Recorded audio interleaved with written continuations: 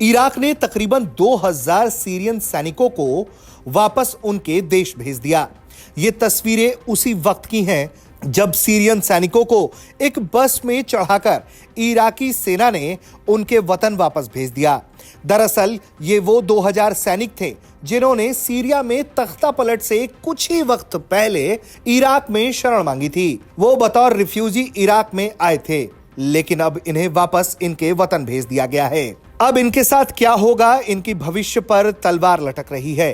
हालांकि इनकी वापसी को लेकर जानकारी ये दी गई है कि इनकी गुजारिश पर ही इन्हें वापस भेजा जा रहा है। इराक की तरफ से कहा गया है कि सीरियन पक्ष से बात करने के बाद 1905 सैनिकों और कुछ अधिकारियों को हमने आधिकारिक रूप से सीरियन सैनिकों के हाथ में सौंप दिया है।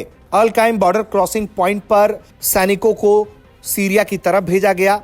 ये जो तस्वीरें सामने आई हैं वो रॉयटर्स के जरिए तस्वीरें सामने आई हैं, जिसमें दिखाई दे रहा है कि बसों में सैनिकों को सवार करके अल काइम बॉर्डर क्रॉसिंग पॉइंट के जरिए इराक की तरफ से सीरिया में भेजा जा रहा है। हालांकि ये जो सैनिक अपने साथ हथियार लेकर आए थे उसे इराक के रक्षा मंत्रालय ने जब्त कर लिया था और इराकी रक्षा मंत्रालय का कहना है कि वो इन हथियारों को तब सौंपेंगे जब सीरिया में एक बार परमानेंट सरकार बन जाएगी। बताया जाता है कि ये जो सीरियन रिबेल्स हैं, जब अहमद अल शारा ने दमश्क को सीज किया उससे कुछ वक्त पहले ही ये सैनिक इराक में दाखिल हो गए थे क्योंकि उन्हें अपनी जान का खतरा था।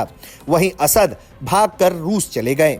इसके बाद अब जानकारी ये सामने आई है कि सीरिया के जनरल कमांड, जिसकी मोर्चेबंदी खुद शारा ने संभाल रखी है, उन्होंने मोहम्मद अल बशीर को बतौर प्रधानमंत्री नियुक्त किया हुआ है मार्च तक। और अब इराकी सेना का यह कहना है कि उन्होंने इसलिए सीरियन सैनिकों को वतन वापस भेजने पर वो राजी हुए हैं क्योंकि मौजूदा सीरिया की जो इस वक्त अंतरिम सरकार है, उन्होंने पूरी तरह से इन सैनिकों को क्षमादान दे दिया है। अब देखना यह होगा कि मौजूदा सीरियन सरकार क्या वाकई इन सैनिकों को क्षमादान देती है या फिर उनसे वो किसी प्रकार का बदला लेती है। ब्यूरो रिपोर्ट, भारत तक।